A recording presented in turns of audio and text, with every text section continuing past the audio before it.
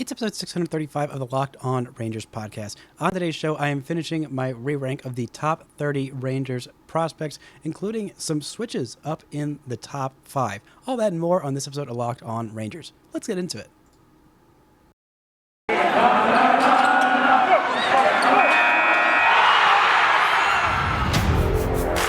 You are Locked On Rangers, your daily Texas Rangers podcast. Part of the Locked On Podcast Network, your team every day.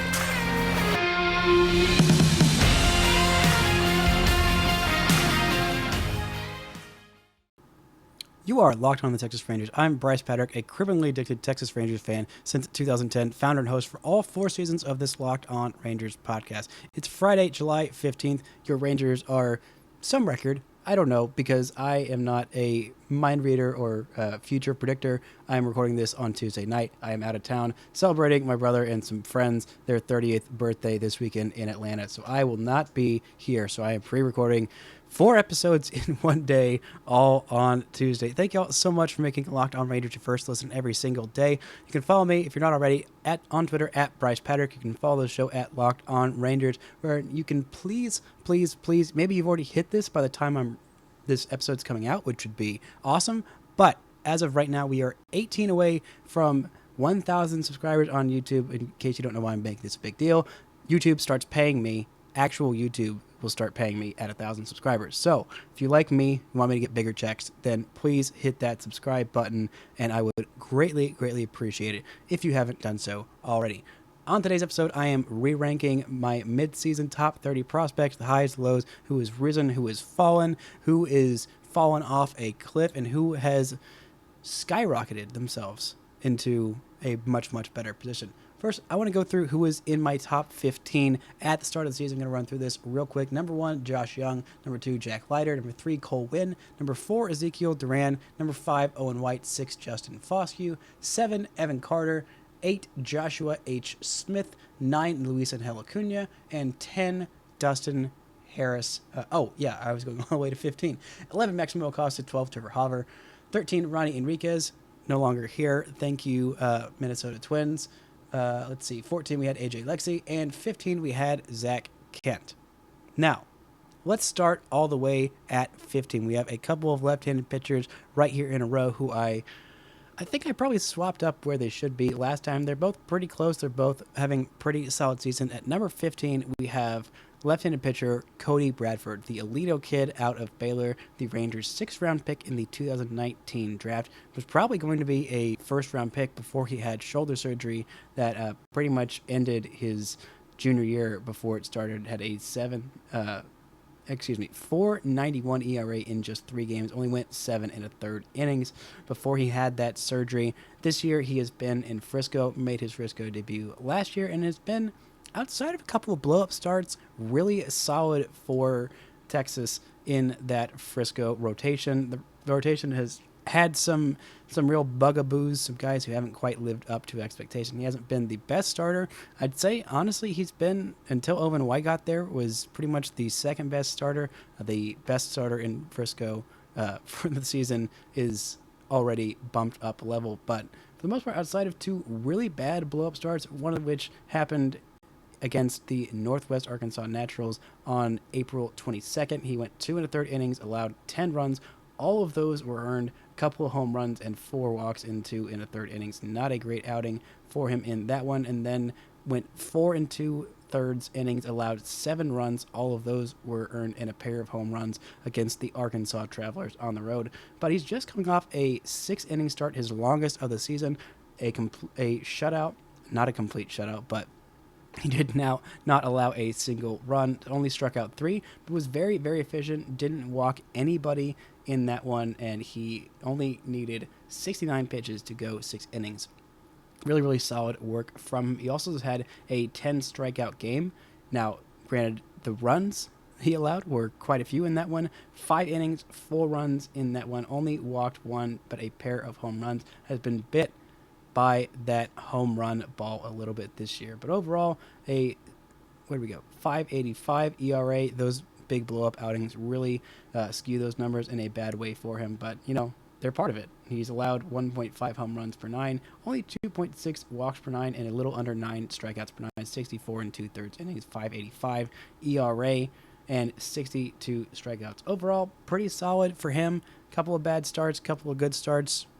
Doing solid work. I don't know if he's going to make his AAA debut, but if I had to wager a bet on the next next Frisco pitcher to come up to AAA, I think I might put him ahead of Owen White. Now, if Owen White keeps this up, he might be in AAA in 3 weeks. He's been absolutely crushing it. But that is enough about Cody Bradford. Really solid stuff for him. Don't let the overall numbers fool you. I've seen him in person. Looks pretty solid like he did last year, and I really like what I saw from him last year. Next up is Cole Reagans, another left-handed pitcher, Rangers' first-round pick, 30th overall in the 2016 draft out of North Florida Christian High School. If you don't know anything about Cole Reagans, he is a 2-time Tommy John survivor. The second time happened on the first day that he was pitching after recovering from the first one. In case you don't know, if you have 3, there is no such thing as a third Tommy John surgery. If he has the injury that causes a Tommy John surgery again, his career is just done. He's just out of it. So the fact that he is still pitching is very, very impressive. It happened in his age 20 and I believe 21 seasons as well. He is 24 years old now. He is in Round Rock, and he absolutely dominated in his time in Frisco. Had an ERA of 2.81, 10 starts, 51 innings, and 51 and a third innings, I should say. 65 strikeouts. Did have a little bit of a walk problem, 3.3 per 9. Not horrible, but not super great. Has been better about those walks in Round Rock, but has also been hit quite a bit. A 4.26 ERA. Had a really, really nice first couple of starts, but has been hit by that home run ball. 3 home runs in 25 and a third innings. 28 strikeouts at Round Rock so far. The Rangers aren't going to call him up to be that 5th spot in the rotation. I don't think they're going to call him up because Dane Dunning is on the IL for 3 weeks. They're going to call him up when he is ready, as they should. He's got a really, really nice changeup, just like the Cole that was here, we don't speak of anymore. Cole Hamels, I'll speak of him. Had a really nice changeup at the time where the Rangers were drafting him in 2016. It was like, oh, hey, let's have this Cole follow the other Cole around and learn from him. I don't think he has a mustache quite like Cole Hamels had. Yeah, no, does not have any facial hair, but really good pitcher. Really love seeing him thrive. Love that he's on the mound and healthy, and have really loved what I've seen from him so far this year. At number 13, we have Ricky Vanasco, a real hot and cold Katy Perry type of pitcher, but when he is on, whoo boy, he is a freaking firecracker. Just had a really, really good start. He's been pitching in Hickory. Had a 5-inning outing where he had 10 strikeouts and only 2 runs allowed and 1 walk in that one. That was on 6/26 against the Greensboro Grasshoppers. His last time out was, fine, 5 2/3 innings, 4 runs. All of those were earned and 5 strikeouts. Overall on the season, the 23-year-old from Morrison, Florida, a 15th round pick by the Rangers back in the 2017 draft.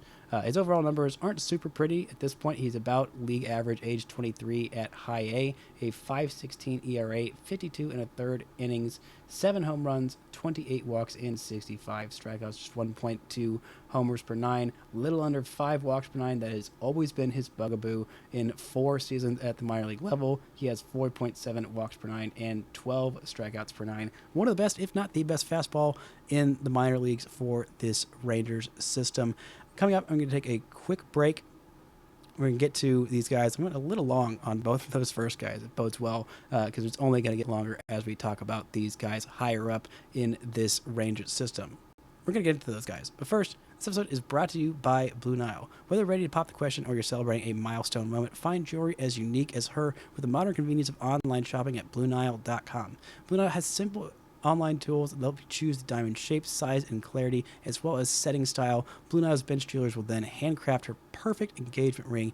Each one is unique and one of a kind. Looking for fine jewelry but having difficulty choosing? Blue Nile has jewelry experts on hand 24/7, available via phone or chat to help you find a gift at every single budget.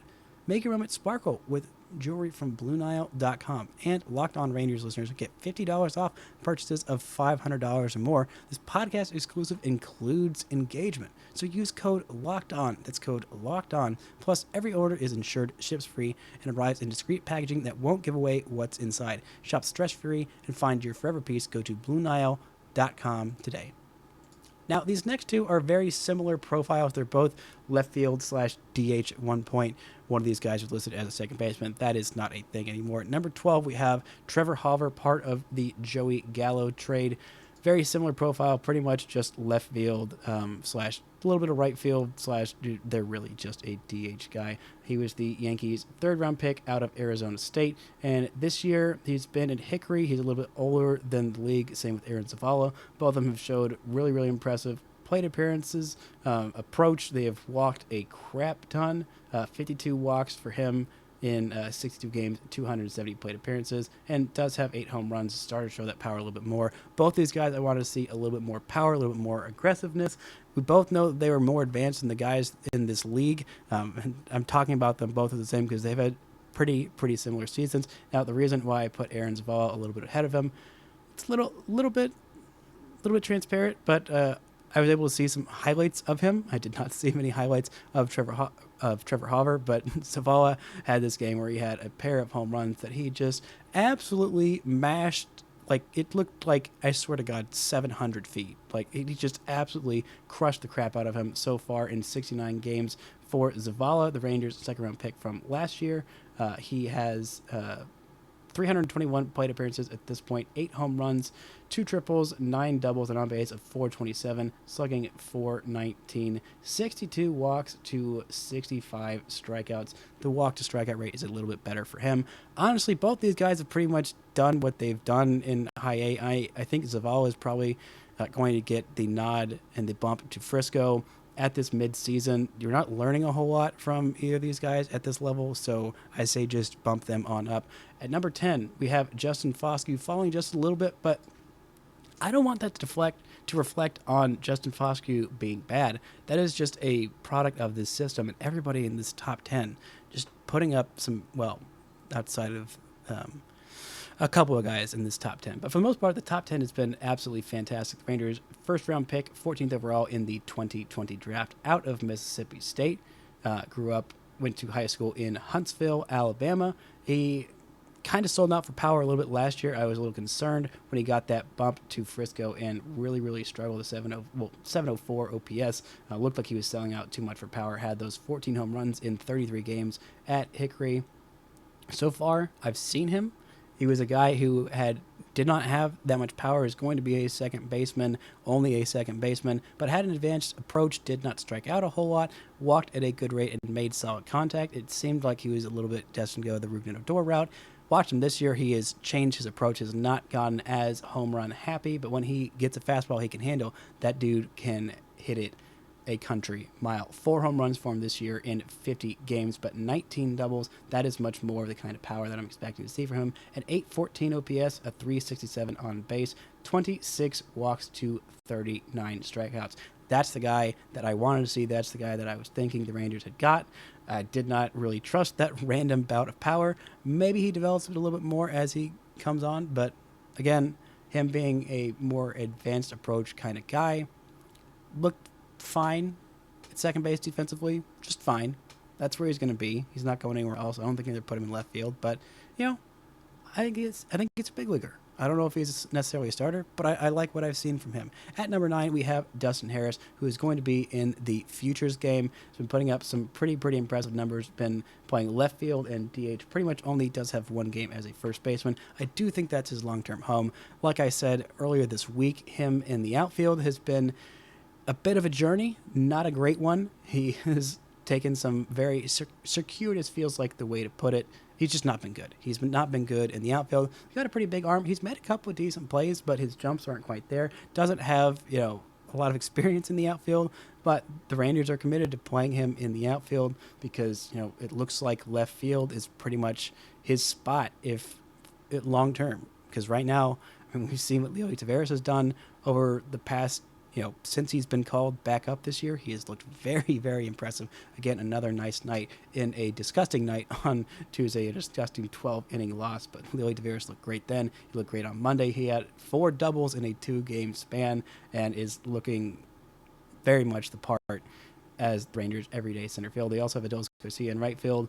Third base his defense is not gonna work there at third base in the competition between Ezequiel Duran, Josh Smith, and Josh Jung. So basically left field or DH, or maybe he moves to first base and the Rangers finally put Nathaniel Lowe at DH so he can stop having that black hole of his defense at first base. His bat's good enough to be a first baseman, but his glove is just really bad. And I think Dustin Harris, I have not seen him at first, but I would imagine that he's not much worse than what Nathaniel Lowe has been doing defensively at that position. Number 8, we have Luisangel Acuna, a guy who has been absolutely crushing. Again, another guy who is very, very advanced for his level. He is in Hickory, playing mostly shortstop, playing a little bit of second base this year. 8 games second, 5 games at DH, and 30 at shortstop. He has an 875 OPS, hitting 304, on base of 396, slugging 480 in 45 games, and just shy of 200 plate appearances. 7 homers, 9 doubles, 25 walks to 52 strikeouts, and where do we go? 22 stolen bases. Last year he had 44. This year he's stealing at a better rate. Last year he had 44 steals to 11 caught stealing. This year he has 22 steals to 3 caught stealing. Might surpass that total number. Hasn't played in a crap ton of games, but again, 45, just under 200 plate appearances. That is a solid sample size for a guy who is, again, this year 2.5 years younger than his level. Last year it was 2.3 years younger than his level, putting up better numbers at a higher level and playing a lot of shortstop. He is Ronald Acuna Jr.'s brother. I don't know that he's going to have a Ronald Acuna Jr. career, but again, he's been doing everything the Rangers have asked for him. I would not be shocked to see him in AA by the end of the season, if not at the mid-season mark. I have loved what I've seen from him, heard some really great reports. And at number 6, we have... I'm not going to skip over number 7. We have Joshua H. Smith, guy who I project as a super utility, is the Rangers' starting third baseman right now. You might be saying, Bryce, he's made the major leagues. Why is he still in your prospect pool? Well, he still has not yet, as of today, surpassed the 120, I believe it is, at-bats that you need to shed your rookie status. He has not been on the roster, I don't think, for 42 days, I think is what it is. By the way, Sam Huff's not on here because he literally just cleared that threshold. I think I'd probably put him at 10. I was definitely wrong to leave him off the top 30. But again, I was very, very concerned with him missing that time developmentally as a catcher. Did have a pretty bad pass ball in extra innings, and a couple of frame pitches that Jonah Heim would have done better. By the way, I don't think I talked about it at all, but it's Friday, you probably already known. I don't know if this is a spiral at this point, but Jonah Heim missed that game on Tuesday. He was not at the ballpark. He was ill.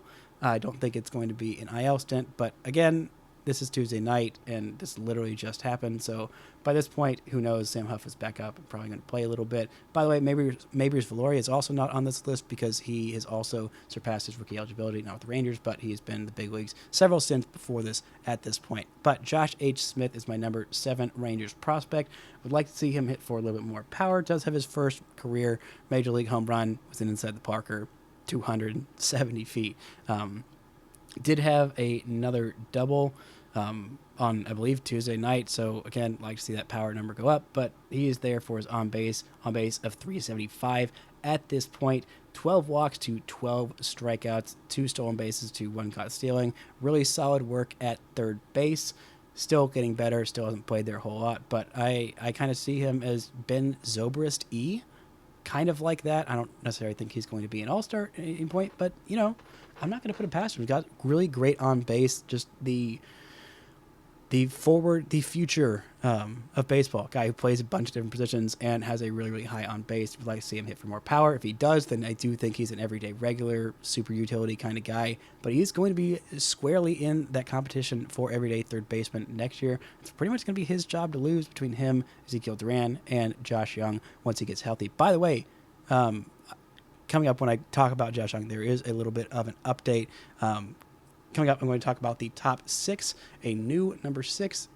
Really thought about putting into my top 5, and a lot of really great guys for the next 6. And well, all of them in the top 10 are pretty great. But get into those guys. But first, this episode is brought to you by BetOnline. BetOnline.net is your number one source for all of your sports betting needs and sports info. Find all the latest sports developments, league reviews, and news, including this year's Major League Baseball season. BetOnline is your continued best source for all of your sports wagering information, including live betting, esports, and more. BetOnline.net is the fastest and easiest way to check on all of your favorite sports and events, including MMA, boxing, and, for those of you who like golf. Head to the website today or use your mobile device to learn more about the trends in action. BetOnline, it's where the game starts. Now, coming in at number 6 is a guy who I've liked for a long, long time. Might be the biggest steal the Rangers have had in a draft in the last 5 years. That's Evan Carter. He is 19 years old, playing center field, mostly center field, pretty much every day, 47 games at center field, 10 DH, 7 in left field, and 2 games in right field. Only one of those was a start. But he is a youngster doing very, very well, staying healthy this year for the most part. Only played in 32 games last year as an 18-year-old in Down East. 146 plate appearances, had an 825 OPS, an on-base of 438, 2 home runs, 8 doubles, 12 stolen bases, and a partridge in a pear tree. Walked more than he struck out as an 18-year-old in full season ball. Not an 18-year-old who played in the Dominican and then played in the Dominican Summer League and then played in the Arizona Complex League. That was his first professional season. The Rangers drafted him during a pandemic, didn't even have a senior season. The Rangers stole him in the second round of that 2020 draft, which, again, like I said, is looking better and better and better by the freaking day. This year, he's played in 66 games, just shy, literally 2 plate appearances shy at this point of 300. He's got 5 home runs, 8 triples, 12 doubles, 15 stolen bases to 8 caught stealing. Maybe we chill out a little bit on that. 39 walks to 49 strikeouts, on base of 364, slugging 433, and OPS of 796. And again, he's 19 years old in high A, 3.5 years younger than the average player in that league. This guy is probably going to make his AA debut by the end of the season, and he is going to be ready for it. I have been so impressed with what he has done. I would like to see a little bit more power from him. Just really want to see him stay healthy. That back injury last year is no joke. Him being a teenager with back injuries, those are really, really scary. We've seen how much those don't really go away. Other injuries like Tommy John, usually you'll have your Tommy John and then, that'll be it. But back injuries, those can be recurring and a little bit scary, but overall, his numbers have been super impressive. He is so advanced for his age. Again, I'd like to see him hit a few more dingers, but he is still a teenager, still growing into his man body, if you will. And what he has done so far in his child body has been pretty freaking impressive. At number 5, we have Cole Winn. Yeah, he has fallen just a little bit. I think he fell a little bit too much in some of these top 100s where he fell out of it. He's got a mustache, and so far the mustache has not really worked for him in his baseball reference page, at least. I don't know if this is him in a Rangers hat with that mustache, so I don't know if that was him in spring training, if he's still rocking that. If he is not, he probably needs to bring it back. If he is, then he needs to shave it. I don't know. Things have not gone super well for him so far in Round Rock. He has had a huge problem with walks. 6.1 walks per 9 innings. That is just really, really not great stuff. He had 5.6 walks per 9 innings in 2 Round Rock starts last year in Hickory, in his first professional season at age 19 after doing that stupid deload program, being the only one to survive without getting Tommy John surgery. Still hasn't had Tommy John surgery. That year he had 5.1 walks per 9 innings. The strikeouts have been way down this year, 7.9 per 9. Has not been bit by the home run ball at all, though. Only 0.6 home runs per 9. But the whip is sky high, 1.584. The ERA has been sky high at 5.93, 71 in a third innings. Just not been great for him. He has been working a whole lot on some of those secondary pitches, and I wasn't as concerned with the walks early on, but now people who have been seeing him in person, saying that he is still struggling with that fastball command. That is a little bit of a concern. Hopefully he can get that button down. I thought he was going to be making his major league debut around this time. I don't think he's going to make it this season unless he really, really tampers those down and fixes a whole lot of things in a short time span, which he can do. He's still just 22 years old in AAA. So before you say, oh, well, this guy sucks, he's washed, whatever, I did drop him down a little bit because some of these other guys are having really great seasons, and he is not. He is still so advanced. And remember, he missed that full year of, or I guess kind of half a year of pitching because of that dumb deload program. But still, he has thrived in his literally just 3 full seasons of baseball. He's only had 3. That's still insane that he is this far. He is 5.4 years younger than the average player in Round Rock.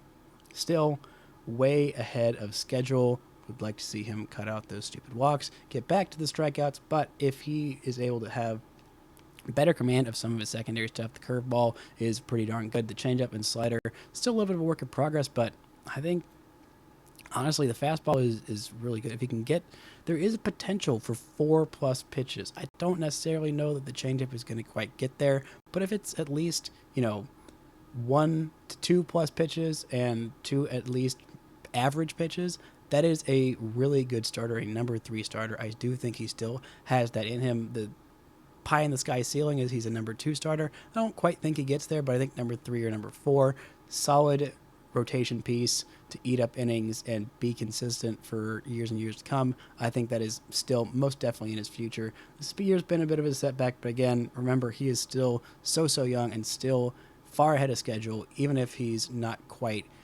jumping up to the big leagues just as fast as we want. At number 4, we have Owen White, a guy who struggled a little bit to start the season, but now in AA has been absolutely dominant in his 3 AA starts. Went 5 1/3 innings, 5 1/3 innings, and 6 has allowed 2 runs, 0 runs, and 1 run. Has struck out 5, 7, and 6. He has been just so good in AA since he has gotten there. In Hickory was, fine, but now he's 2.5 years younger than the average Frisco player. He is 22 years old, and he is the Rangers' former 2nd-round pick back in the 2018 draft out of Carson High School in China Grove, North Carolina. He hasn't pitched a whole lot. He's had some injuries that have made him, this is his first really full season. The most he had pitched in a season before was in 2021. That was literally his pro debut, was last year. Granted, it was really impressive what he did, and he was the Arizona Fall League Pitcher of the Year. 6 starts, 28 innings, 1.91 ERA, 13 walks to 29 strikeouts, and just 1 home run in those 6 Fall League starts. He was a Fall Star and Fall League Pitcher of the Year in Arizona. Didn't know what to make of those and was very, very high on him. Everybody who saw him just raved about him. His raw stuff is some of the best in the system, and now he is here at AA and dominating. I have not seen him yet in person. I am very much looking forward to it. Gotten to see quite a few good starting pitchers in this Ranger system, but I have not yet seen Owen White, but I am very, very excited.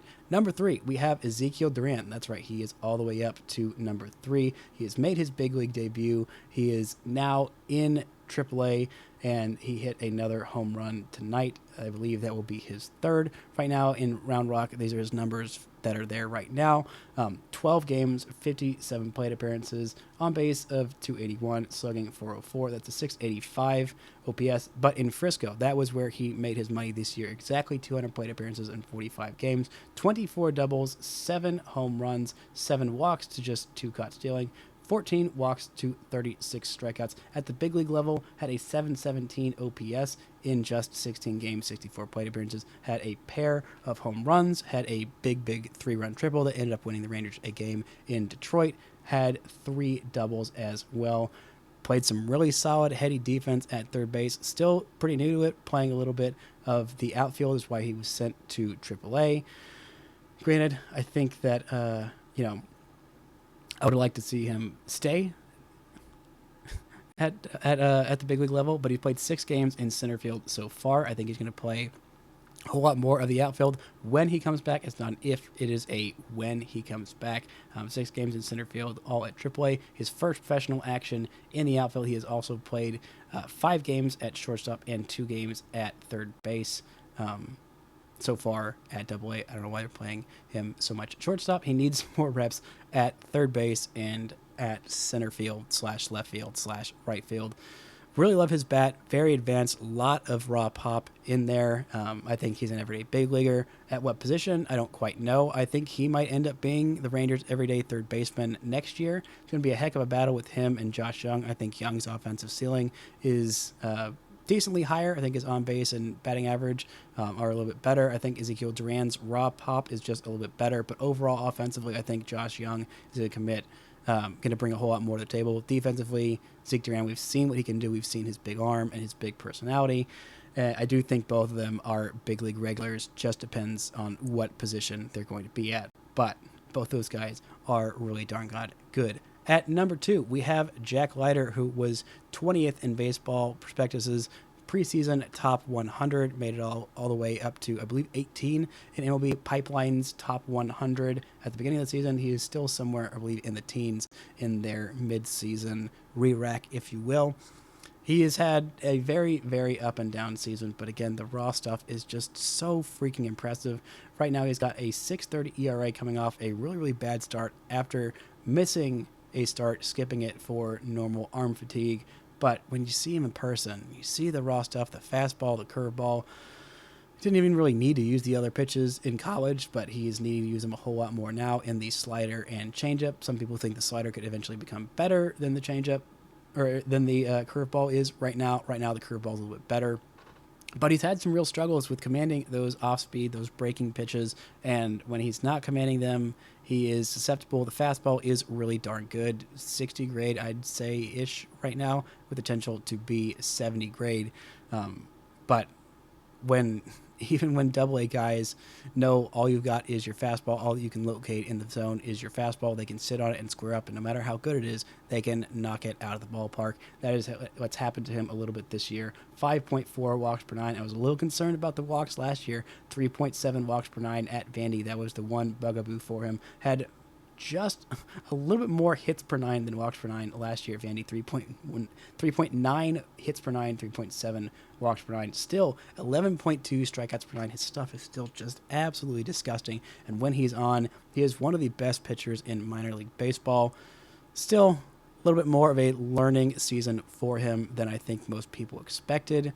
He's had some flashes of brilliance, has had some moments where he's gotten knocked around a little bit. It's minor league baseball. He's still the number 2 overall pick, still an incredibly polished guy. I don't know that he sees AAA this year, and you know what? I think that's okay. He still might make the big leagues. He still might make the big club out of spring training next year because he's Jack freaking Leiter. But again, I'm not super duper concerned. These have been growing moments for him. He is still a very young pitcher, 22 years old, first professional season. There are going to be some bumps in the road. Even once he gets to the big leagues, it's not like he's going to come in and immediately be like a Cy Young winner. It takes some time. But still, his ceiling is incredibly high as potentially an ace or a number 2, or at the very least, probably a number 3, unless the bottom really falls out. And these walk problems keep following him to the upper levels, or he just does not get to the upper levels even next year, which I don't see a scenario where he doesn't see AAA next year. I just don't see it. But again, these things happen. He's still a really darn good pitcher. But if he had came in and dominated, I probably would have had him number 1 on my on my board. But number 1 is still Josh Jung, the third baseman out of Texas Tech, has not played at all this year. There is an update with his health. The Rangers think that he might be able to play the field in August. The thought initially was around mid-August he'd be able to DH, but kind of at that point it's like, well, what's the point? I did think that he was going to be the Rangers opening day third baseman if he was healthy. Had a shoulder surgery, has missed the entirety of this year. His little brother is probably going to get drafted in the top 10. Probably not going to be the Rangers pick, Jace Young, the second baseman out of Texas Tech, but I will still be rooting for that kid because wreck him forever. Josh Jung, in case you forgot, is a really darn good player. Picked in the first round, 8th overall in 2019 out of Texas Tech, a San Antonio kid, so Texan through and through and through. Last year, last year between Frisco and Round Rock, he played in 78 games, 342 plate appearances, had 19 home runs, 22 doubles, hit 326, 398, slugged 592. That's a 990 OPS. And he had an OPS over 178 points better in 35 games at Round Rock than he did in 43 games at Frisco. Remember when people said, oh, I don't know if this guy's going to hit for power? The dude hit for power, and he hit for a lot of it. He's still a really darn good player. People forget about him. He has missed most of the last 2 seasons. Well, I guess all of this year so far, and a decent chunk of last year with a foot injury. He would have made the big leagues in 2021 if he didn't have that foot injury.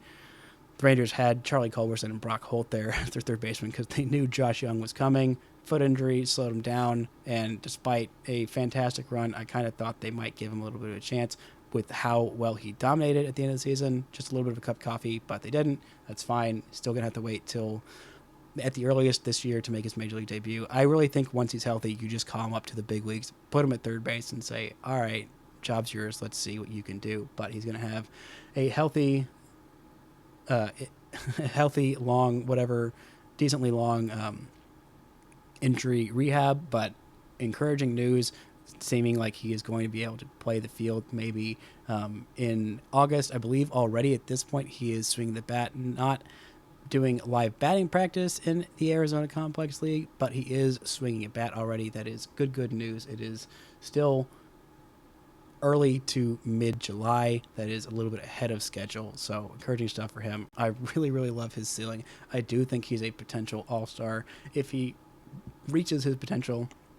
Really advanced plate approach, a guy who absolutely loves the game, works hard, and obsesses over baseball. And a lot of these makeup concerns are or makeup attributes are just kind of like filler words, just sometimes can be used by scouts to just say, oh, I just don't like this kid, so I'm just going to say he's got makeup concerns. He was kind of rude to me, or, I don't know, he didn't shake my hand or look me in the eye, or whatever, some stupid thing that doesn't have any impact on how good they're going to be at baseball. But the one makeup thing that should be a huge plus for any guy is someone who just obsesses day and night over baseball. That is a guy who is going to exceed expectations on them, will exceed what their physical tools say that they can do. Those are the guys like a Paul Goldschmidt, like these other guys who are just obsessed with it and just get better and better than expectation at each level. We saw that in 2021, and I'm hoping we will see that at the big league level in 2022. I do think this is the Rangers' third baseman of the future, maybe their first baseman of the future. I don't know. That bat is good. The defense is fine at third base, and I still think he's the best prospect in this Rangers system.